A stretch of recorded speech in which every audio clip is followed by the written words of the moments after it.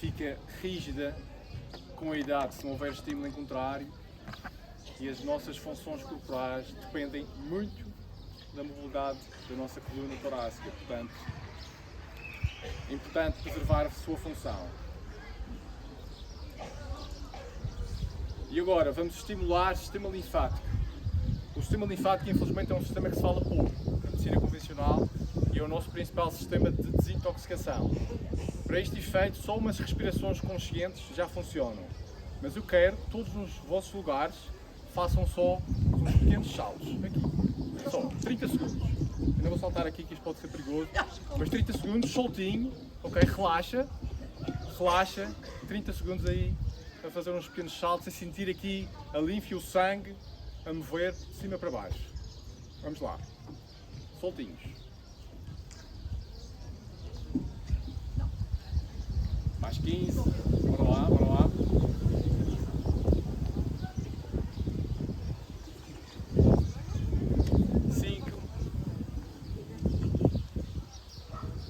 Ok.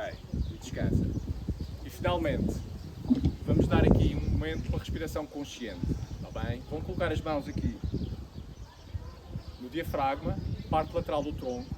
Vão fechar os olhos e vão inalar durante 3 a 4 segundos pelo nariz, ok? Sentindo aqui as mãos a expandir, e vão exalar 6 a 8 segundos pelo nariz.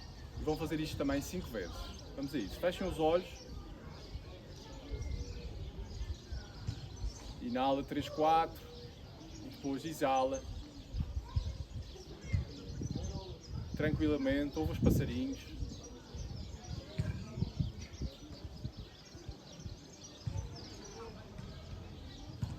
Procura a cada inalação colocar mais ar dentro. Tá bem? Expansão diafragmática é essencial para a nossa gestão do stress, para a nossa gestão emocional. Se há uma coisa que eu dei grande valor ao longo dos meus últimos anos de estudo, foi a qualidade da nossa respiração, e nós conseguimos resolver muitos problemas só com isto. Ok? Depois de acabarem as 5, podem se sentar. E obrigado. E vamos começar então a partilhar. Então, o meu nome é Pedro Correia, eu sou atleta, sou treinador, sou um sobrevivente de cancro, fui paciente oncológico, sou formador na área do exercício e neste momento, portanto, sou o principal impulsionador do projeto Strength Clinic em Lisboa. Então eu queria começar por contar e partilhar um pouco da minha história pessoal. Eu fui diagnosticado com linfoma de Hodgkin quando tinha 25 anos. E, portanto, eu fui atleta durante toda a minha vida, fui atleta de natação durante toda a minha vida, cheguei a ser medalhado a nível nacional, portanto, cheguei a competir a um bom nível, carga de treino bastante elevada na altura, e acredito que os valores que eu ganhei na natação ajudaram a superar a doença. A minha transformação, contudo, aconteceu através do estudo, que eu já lá vou chegar. Mas, para passar esta fase da sobrevivência, os valores que eu aprendi na natação, como por exemplo a capacidade de sacrifício, o lutar contra a adversidade, a superação, a resiliência, o companheirismo, o gerir a frustração, tudo isso foi muito importante para eu conseguir superar a doença. E eu digo-vos que eu passei por vários episódios, como vocês podem calcular, durante o processo. Foi um processo que durou um pouco mais de um ano. Eu, portanto, comecei com quimioterapia, depois fiz radioterapia, depois, pouco tempo depois, tive uma recidiva, sensivelmente um mês depois da radioterapia, e houve aí um episódio marcante, além da questão da doença que eu tive, que eu, na altura, já tinha alguma preocupação com as questões relacionadas com a saúde e já tinha algumas inquietações. Inquietações essas depois vieram-se a revelar mais tarde. E então, eu fazia sempre algumas perguntas no sentido de perceber o que é que eu posso fazer, além dos tratamentos médicos, que me possam ajudar a superar melhor a doença. E obviamente que a resposta do outro lado era sempre: você só precisa de fazer os tratamentos. E então eu perguntava: mas então não há nada que eu possa fazer a nível da alimentação ou a nível do exercício físico, por exemplo, que me possa ajudar a superar os tratamentos? E a resposta do outro lado é: não, você faça a sua vida normal e só precisa de fazer os tratamentos médicos. E obviamente que isso foi uma resposta que nunca me satisfez, não é? E inclusivamente houve uma situação em que passando por todo esse processo e com essas perguntas talvez incómodas que colocava, o médico nessa altura disse-me de uma forma bastante brusca que já estava farto de maturar a mim e à minha mãe. Porque a minha mãe obviamente estava-me a acompanhar e a minha mãe era enfermeira e portanto tinha também essa sensibilidade ao nível da saúde. E aprendi depois uma grande lição, que é o perdoar, ok? E há uma frase de um autor, provavelmente alguns conhecem, que é o Jay Shetty, que eu li num livro, Pensa como um Monge. E quando eu li esta frase, associei imediatamente a esta questão, que é: quando nós esprememos uma laranja, sai sumo de laranja. Quando nós esprememos alguém com dor, sai dor, ok? E o perdão pode ser realmente transformador. E o perdão não é um sinal de fraqueza, é um sinal de força, é um sinal de coragem. E nós perdoamos para nos sentirmos em paz, para nos sentirmos melhor com nós próprios. E, portanto, temos que procurar sempre entender as dores que as outras pessoas passaram para estarmos em paz com nós mesmos. Essa foi a primeira grande lição que eu tive. Okay? Portanto, o perdoar é realmente transformador.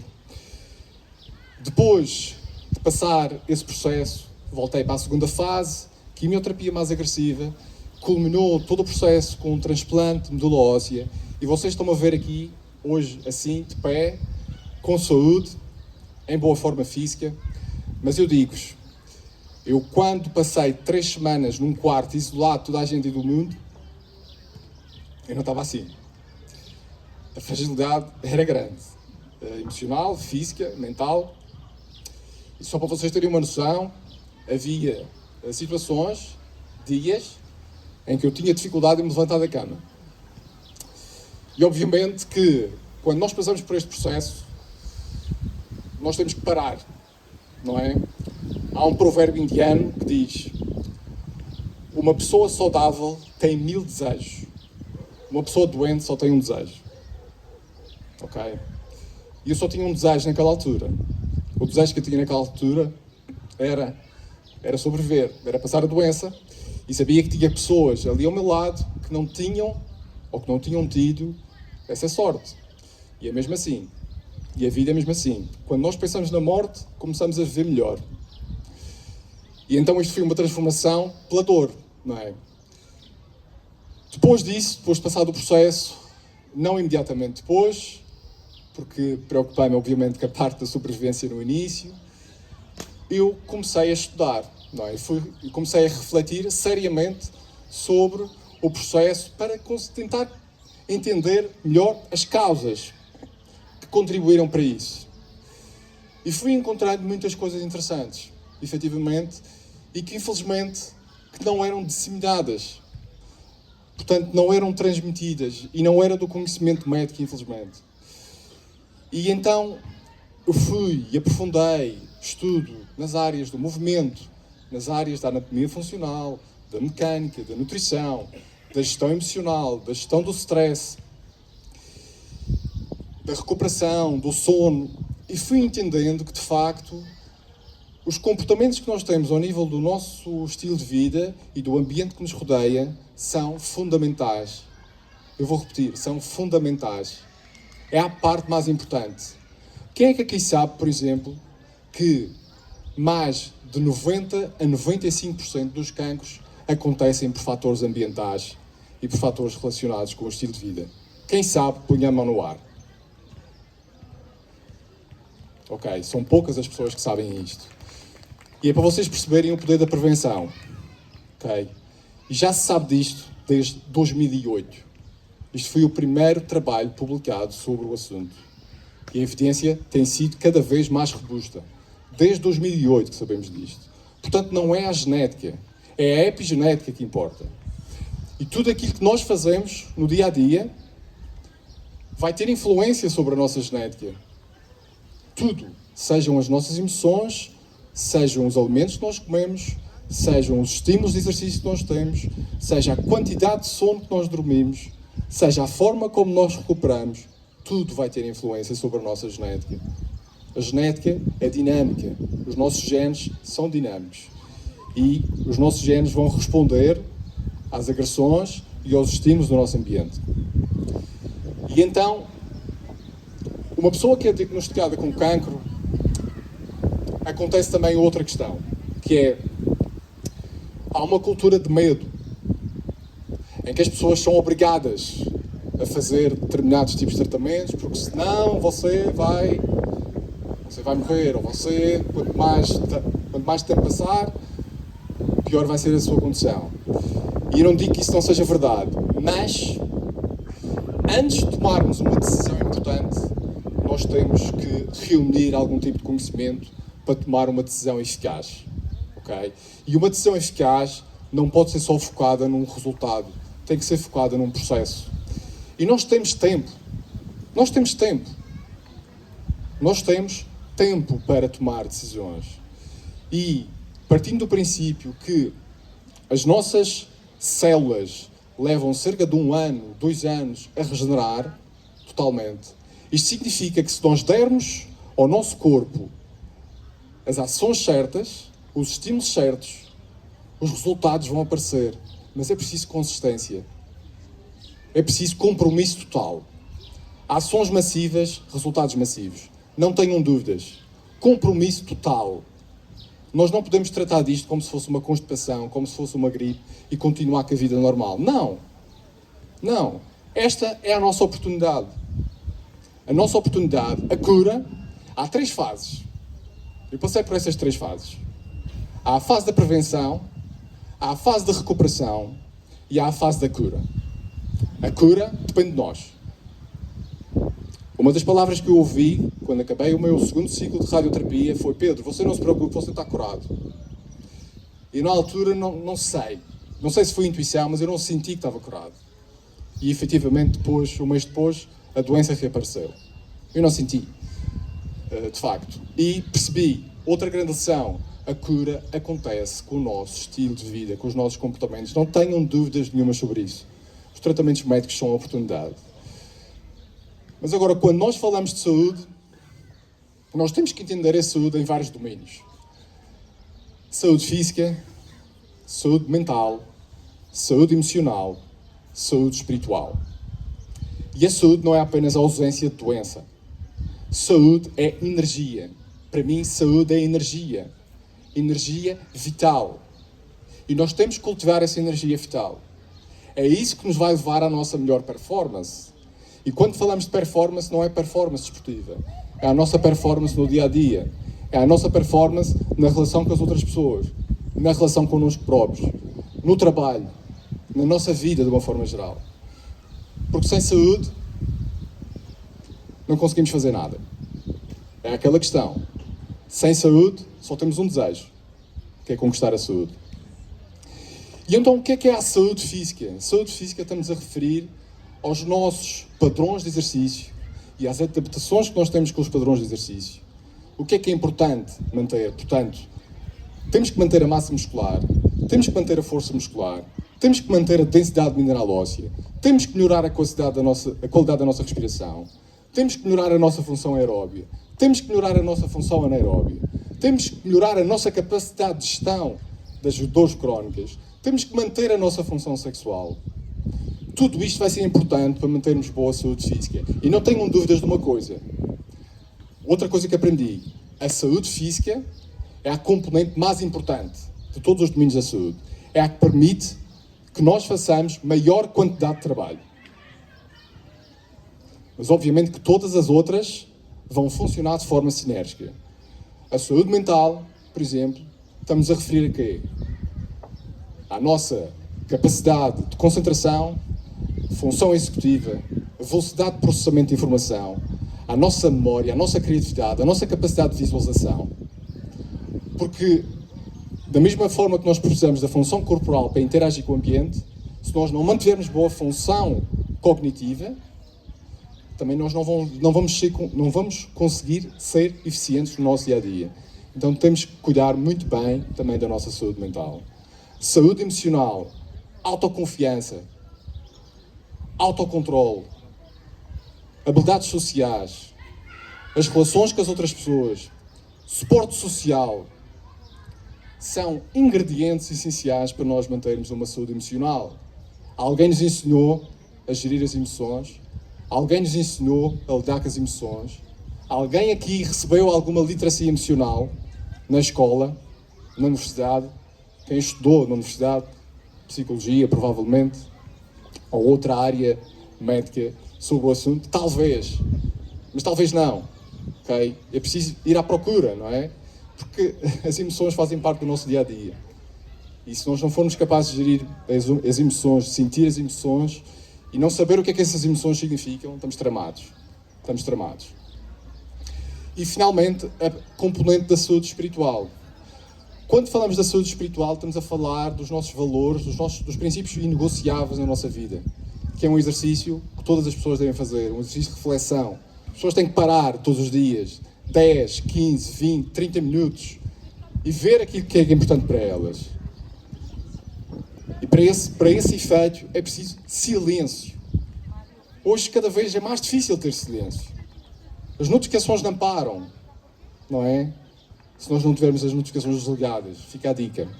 Ou desliguem as notificações do telefone. Eu nunca tive as notificações ligadas no telefone. A única coisa que soa no meu telefone são as mensagens SMS. E está no silêncio. Ok? Portanto, preservem a vossa saúde emocional. Ainda na componente espiritual, o sentimento de contribuição para as outras pessoas, o sentido de comunidade e pertença, uma missão de vida, um propósito, tudo isso vai ser importante, porque isto é a força que vem do interior. Quando nós temos esta força interior, nós até conseguimos arranjar energia para as coisas. Ok? A energia física, lembrem-se, a energia física é o que permite maior quantidade de trabalho. E por isso é que é importante estar em boa forma física. E por isso é que eu disse que era mais importante. Mas todas estas coisas são, de facto, essenciais para nós otimizarmos a nossa saúde e a nossa energia. Eu vou aqui só... Tenho aqui vários pontos para falar. Isto agora não está...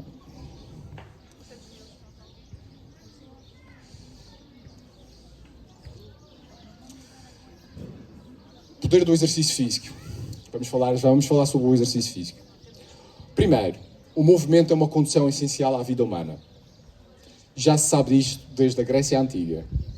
Desde a Grécia Antiga, não é nenhuma novidade.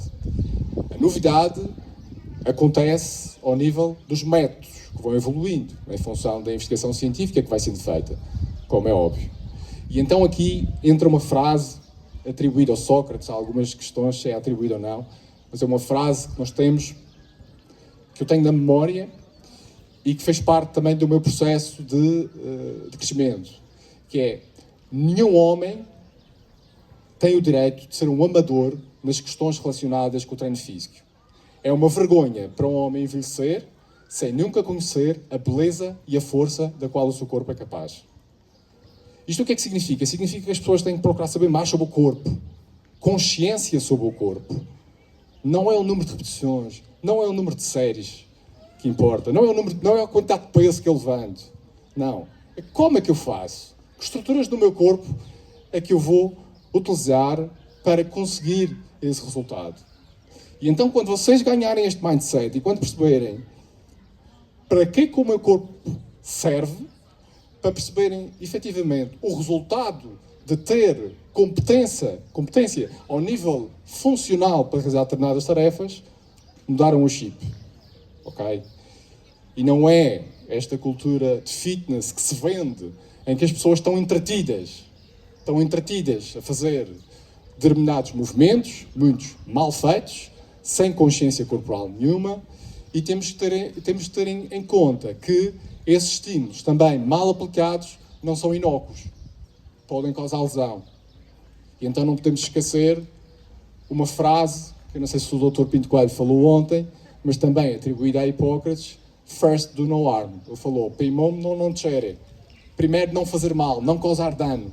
E é essa premissa que eu acredito, mesmo ao nível do exercício físico.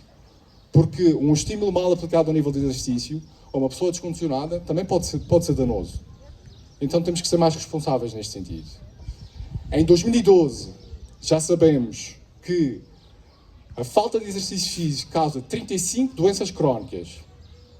Em 2015, estou só a citar alguma investigação, em 2015 foi publicado um artigo que podemos prescrever exercício em 26 doenças crónicas como forma de tratamento.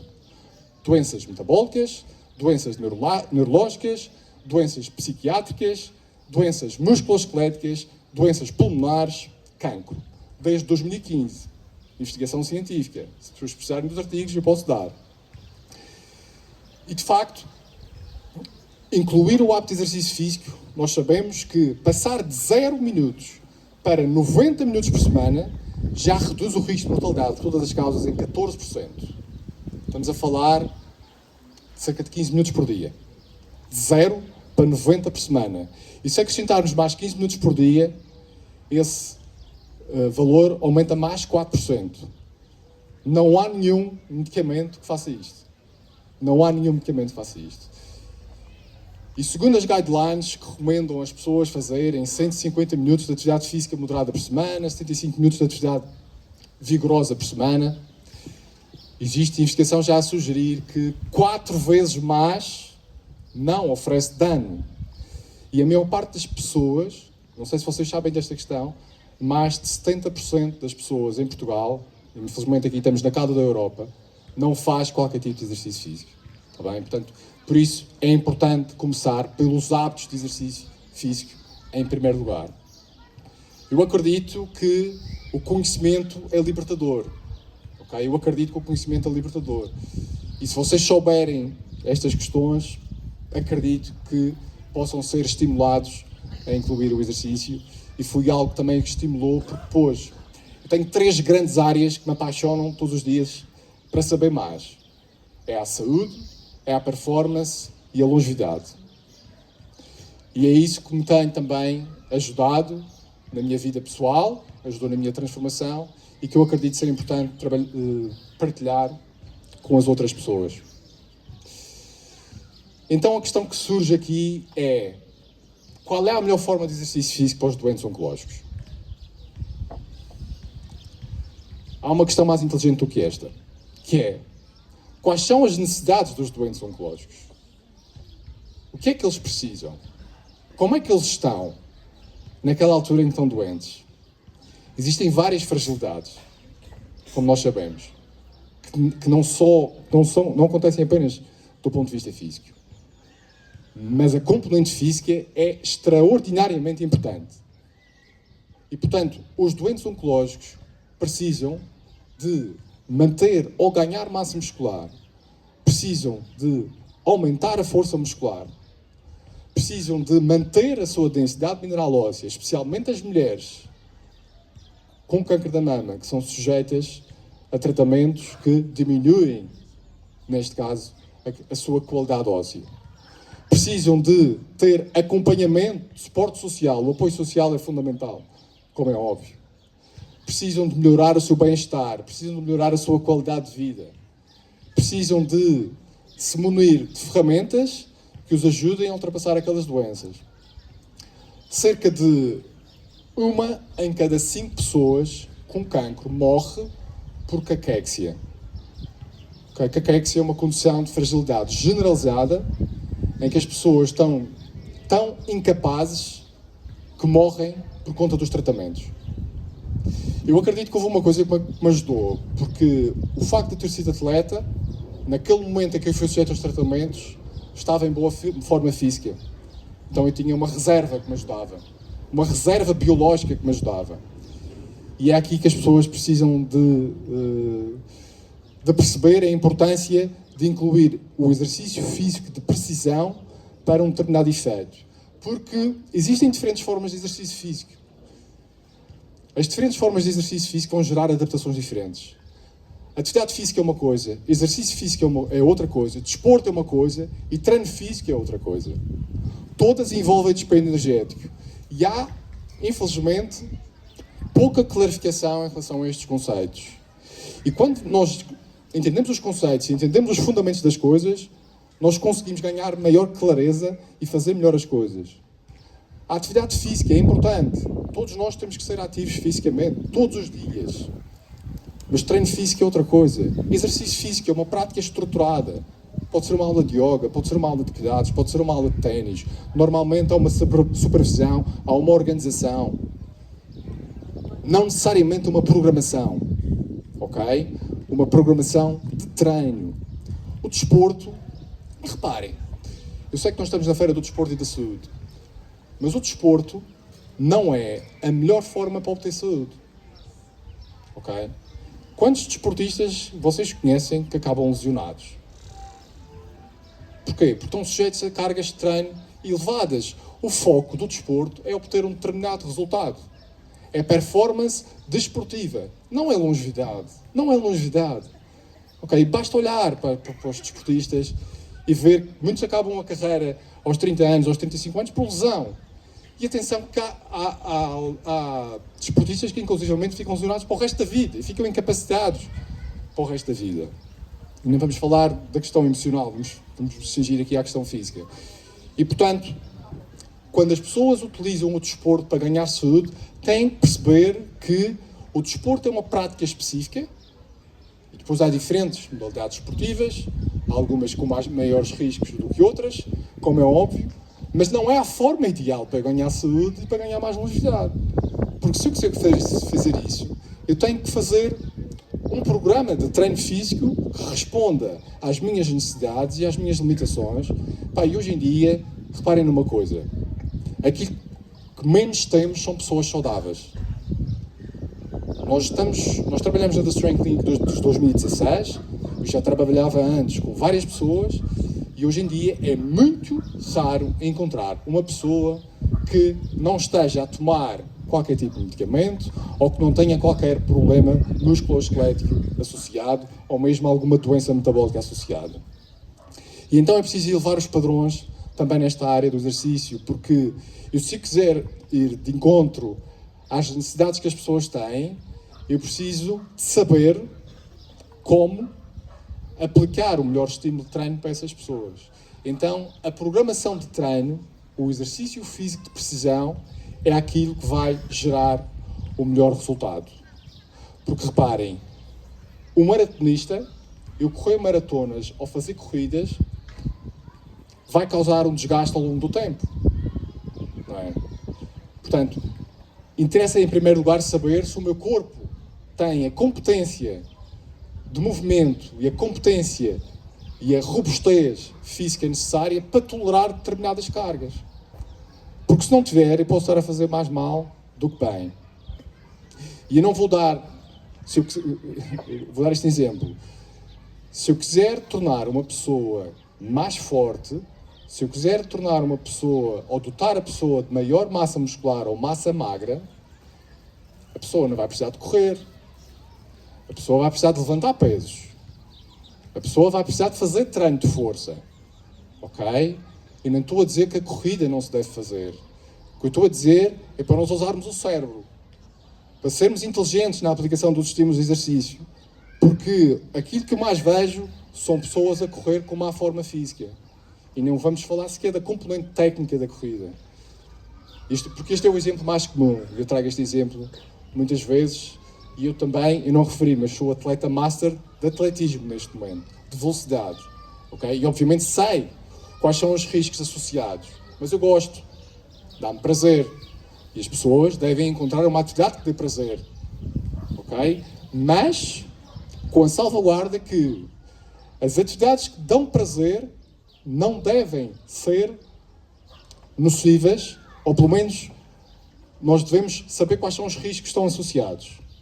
E então o que é que eu faço? Eu sei que se eu mantiver o meu programa de treino de força, eu vou estar mais protegido. Se eu mantiver a minha massa muscular, eu vou estar mais protegido. Se eu mantiver a minha mobilidade, eu vou estar mais protegido. Ok? E um programa de treino inteligente tem que tocar em vários pontos. E é aí que eu quero chegar. Quando nós falamos da programação, há vários pontos importantes que devemos ter em conta. Força e massa muscular. Vamos começar pela massa muscular. Sabemos da investigação, a massa muscular é a nossa farmácia endógena. É a nossa farmácia endógena. Quando nós contraímos o músculo, seja a levantar pesos, seja a fazer outra intensidade que exige uma maior contração muscular, são libertadas moléculas anti-inflamatórias, que se chamam miocinas. Okay? E estas moléculas inflamatórias vão ter um efeito local, no lugar dos tumores, e vão ter um efeito sistémico, em todo o corpo. E além de ter este efeito anti-inflamatório, tem um efeito antitumoral, tem um efeito antioxidante, vai melhorar a entrega de medicamentos quimioterápicos e de fármacos. E porquê? Porque aumenta o fluxo sanguíneo. Aumentando o fluxo sanguíneo, nós sabemos, igualmente, que os lugares dos tumores libertam células cancerígenas. São as células tumorais circulantes. Okay? E essas células tumorais circulantes são as células que podem depois causar metástases em outras zonas do corpo. Agora, o que é interessante? É que quando nós fazemos exercício físico, quando recorremos à contração muscular, ou quando recorremos ao exercício físico cardiovascular, aeróbio, condicionamento cardiovascular, como quiserem entender melhor, nós aumentamos o fluxo sanguíneo. E esse aumento do fluxo sanguíneo vai eliminar essas células tumorais circulantes. Eu vou repetir. O aumento do fluxo sanguíneo que acontece por conta do exercício físico vai eliminar as células tumorais circulantes. E é este o efeito anticâncero do exercício. Agora, o que é que tem que acontecer? Este comportamento tem que acontecer de forma consistente. Temos que ser consistentes na nossa prática. Não há hipótese. A força muscular. Em 2018, foi publicado, que eu saiba, o primeiro estudo para tentar perceber nos doentes oncológicos o que é que era mais importante, se a massa muscular ou a força muscular. E eles fizeram este estudo no sentido de perceber, por um lado, qual, portanto, dos marcadores teria maior impacto ao nível da toxicidade dos tratamentos e, por outro lado, qual dos marcadores teria maior impacto ao nível da sobrevivência dos doentes oncológicos. E a conclusão a que eles chegaram foi que a força muscular teve um impacto mais significativo. Isto o que é que significa? Significa que não é necessariamente o tamanho do músculo que é o mais importante. Okay? A estimativa de sobrevivência já agora foi mais de 6 meses. Isto foi feito já com doentes com cancro avançado que estavam em cuidados paliativos. Okay? Já tinham todos mais de 70 anos. Mas é interessante constatar, e de facto esta investigação corresponde também à investigação que tem sido feita no âmbito da longevidade, é que a força muscular é o marcador mais importante e é aquele que nós mais perdemos com a idade, por um lado, essas são as más notícias, mas por outras boas notícias, é que é o fator mais treinável. É o mais treinável, ok?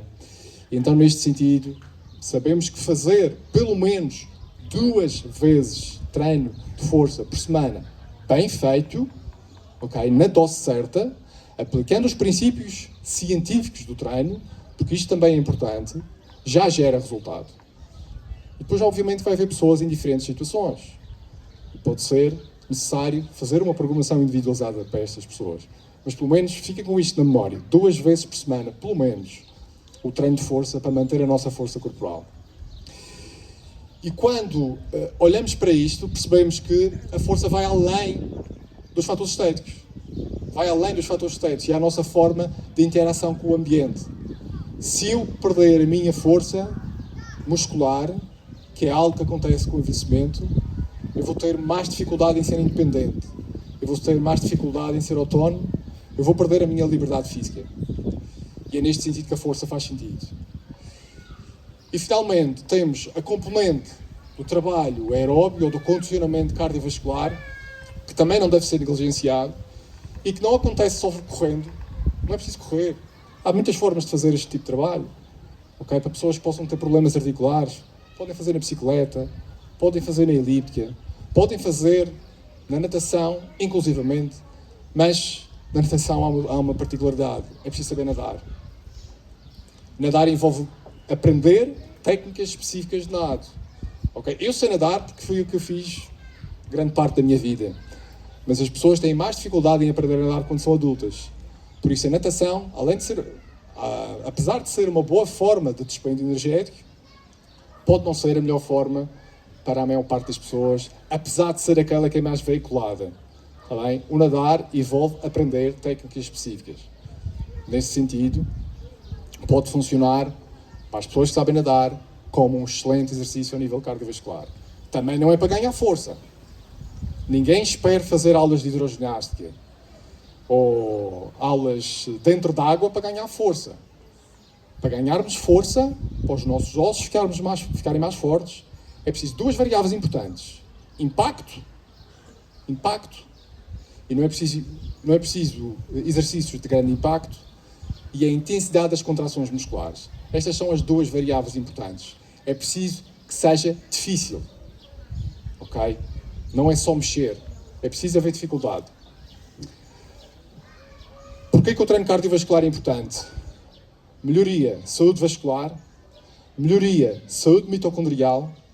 As mitocôndrias são os organelos que produzem energia a nível celular e para acontecer biogênese mitocondrial, que é a formação de novas mitocôndrias, não há nada melhor que o estímulo de treino cardiovascular. Nem é o treino de força, é o estímulo de treino cardiovascular. E para este efeito é preciso volume. E da mesma forma, há uma progressão natural para o treino de força, em que a pessoa precisa de aprender determinados padrões de movimento e determinados exercícios, também, idealmente, deve haver uma progressão ao nível do trabalho de condicionamento cardiovascular. E sim, começa pelas caminhadas, começa por incluir alguma forma de exercício todos os dias, de forma consistente. Mas isso é o princípio. Isso é o princípio. Depois é preciso haver ajustes ao nível das doses para os resultados serem mais eficazes. Ok? E uma aprendizagem que eu retirei deste tipo de estímulo foi que este tipo de trabalho, no limite, vai ser o trabalho que nos vai também a gerir melhor o stress. Porquê? Pela resposta anti-inflamatória associada à adaptação desse tipo de trabalho. Porque o que é que acontece? Nós não podemos esquecer, o exercício físico, qualquer forma de exercício físico é um stress. É um stress. Gestão do stress, nós sabemos que é transversal a todos, hoje em dia. A vários níveis. Vários níveis. Mental, físico, emocional, social, financeiro, não é? Então nós temos que arranjar formas de gerir o stress. E esta forma, ou seja, o exercício físico de intensidade moderada é mais eficaz que o exercício físico vigoroso na gestão do stress. Está bem? E portanto, eu não sou adepto de treinar até morrer todos os dias. Não. Isso não é inteligente. Nós treinamos para ficar melhores. Nós não treinamos para ficar cansados. Quem quer ficar cansado é fácil. Vai para o YouTube, treinos para queimar calorias. Põe o número de calorias, havia ali 500 agachamentos, 50 flexões, não sei. Ok? Não, nós treinamos para ficar melhores. E é isso que interessa. É para melhorar a nossa saúde, a nossa performance, a longevidade. Não é para ficar cansados. Para ficar cansado qualquer coisa serve. É fácil. Portanto, procurem profissionais que realmente façam uma programação para vocês melhorarem a vossa saúde e o vosso bem-estar. Mas também não esqueçam, é preciso haver intensidade, porque se vocês estiverem sempre confortáveis no vosso programa, não vão crescer. Então tem que haver um estímulo para sairmos da zona de conforto. Também, porque é assim que nós crescemos. Ok? Eu não sei se alguém tem alguma pergunta a fazer. Eu já estou quase a concluir. Não sei como é que estamos de tempo. Como é que estamos de tempo, Vânia? Já passamos? Não faz mal, também estamos mais tarde. Tranquilo, estamos em casa.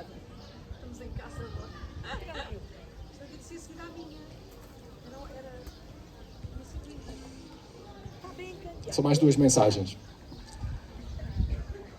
A primeira mensagem importante que eu passei foi que é preciso ações massivas para resultados massivos. Lembram-se? Compromisso total. E somos nós que temos que assumir o controle.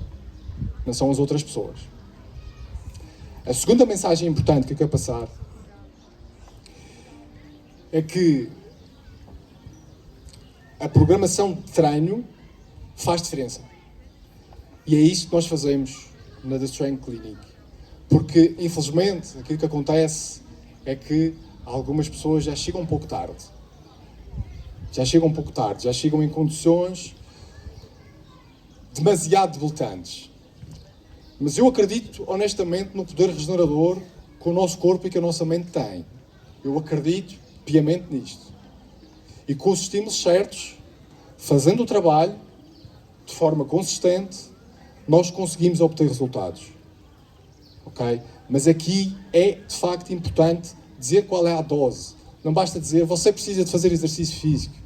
Ou pior ainda, você não pode levantar pesos. Não é?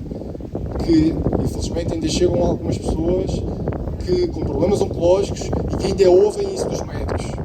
E mesmo pessoas com osteoporose, pessoas com osteopenia, mulheres. E agora reparem, uma pessoa que leva a vida toda a ouvir isso, 20, 30 anos a ouvir isso, vocês conseguem imaginar o poder das crenças limitantes que aquela pessoa tem? Vocês conseguem imaginar o trabalho que a gente precisa de fazer com essas pessoas para elas perceberem que levantar peso é importante para ela conseguir atenuar aquela condição e melhorar a sua condição? Este trabalho transcende a componente técnica do exercício físico, como vocês calculam. E se nós não tivermos competências ao nível da gestão comportamental, ao nível da gestão da saúde emocional daquela pessoa não vai conseguir fazer o trabalho. Porque ela passou 20 ou 30 anos a ouvir, passou 20 ou 30 anos a ouvir dizer que não podia fazer determinada coisa e depois chega uma pessoa, um fisiologista do exercício, diz, não, você precisa de fazer. Portanto, e é difícil, não é? Todos nós temos as nossas crenças limitantes. Todos nós temos as crenças limitantes. São os nossos medos. Mas nós temos que nos expor também aos nossos medos. Temos que lidar com os medos. O medo não é necessariamente uma coisa má. Okay? Nós temos é que saber lidar com ele. Isso é que é o mais importante. A terceira mensagem importante que eu quero passar, e aqui vou citar um senhor que se chama Carey Corneia, que é um investigador da Universidade de Alberta, no Canadá, em que ele diz que o descanso agrava os tratamentos de quimioterapia. O descanso agrava os tratamentos farmacológicos a que os pacientes são sujeitos. Portanto, manter a atividade física é essencial, é o básico. E toda a gente precisa de fazer isso. Ok? Eu depois estou disponível para perguntas, porque eu sei que já passamos da hora, posso partilhar o que faço, ao nível do exercício, ao nível do sono, ao nível da nutrição, da recuperação. Se tem mais tempo eu posso partilhar. Mas eu sou consistente em todos estes vetores. Porque eu decidi uma coisa. E quando saí daquela cama, depois do transplante, e depois de refletir sobre todo o processo pelo que passei, porque eu poupei-vos aqui aos pormenores que aconteceram durante os tratamentos, não é? Eu resolvi dizer, nunca mais, ou pelo menos, eu vou fazer tudo aquilo que está sob o meu controle para nunca mais ter que passar por aquela situação. Okay? Então o exercício de pensar como nós queremos viver os últimos 10 anos de vida ajuda-me a ser consistente nestes comportamentos. Porque ninguém quer acabar a sua vida numa cama de hospital dependendo dos outros. A saúde é o bem mais precioso que nós temos. Não se esqueçam disso. Não se esqueçam disso. Sem saúde, tudo é nada.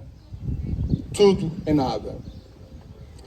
E no que diz respeito a esta área em particular, eu quero fazer aqui outra menção. Que é o seguinte.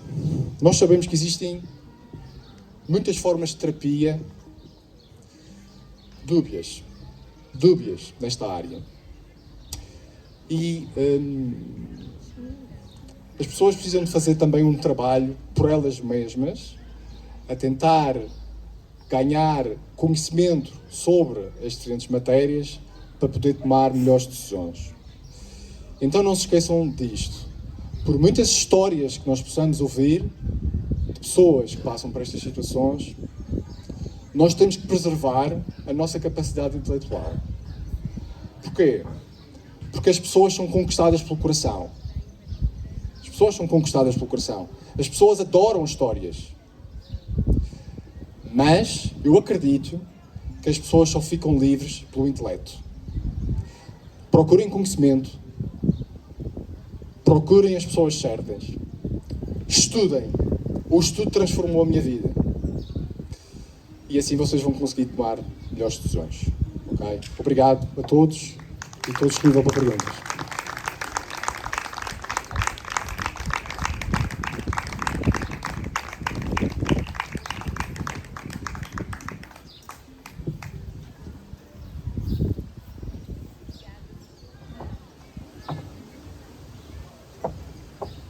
Obrigada, Pedro. Foi mesmo um prazer ter-te aqui. Foi realmente conhecimentos fantásticos, mas eu quero mesmo, está à vontade, se alguém tiver alguma dúvida que queira colocar... Célia? Eu não tenho dúvidas, mas queria dizer umas coisas ao Pedro. Pedro, obrigada por dispor profundamente.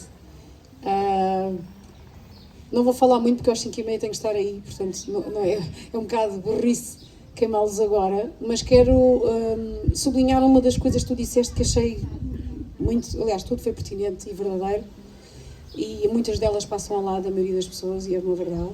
Mas tu falaste, quando falaste em relação ao exercício físico, como deve ser, e quanto às células circulantes em relação ao câncer, e que tu dizes, quando fazemos exercício, que tudo o que é estimulado no nosso corpo, não estando aqui em detalhes químicos, mas tudo o que é iniciado dentro do nosso corpo ajuda a eliminar essas células. Eu gostava de dizer uma ainda pior, que logo não vou dizer, aproveito e digo agora, é que todos nós produzimos células cancerígenas a toda a hora a partir de uma certa idade.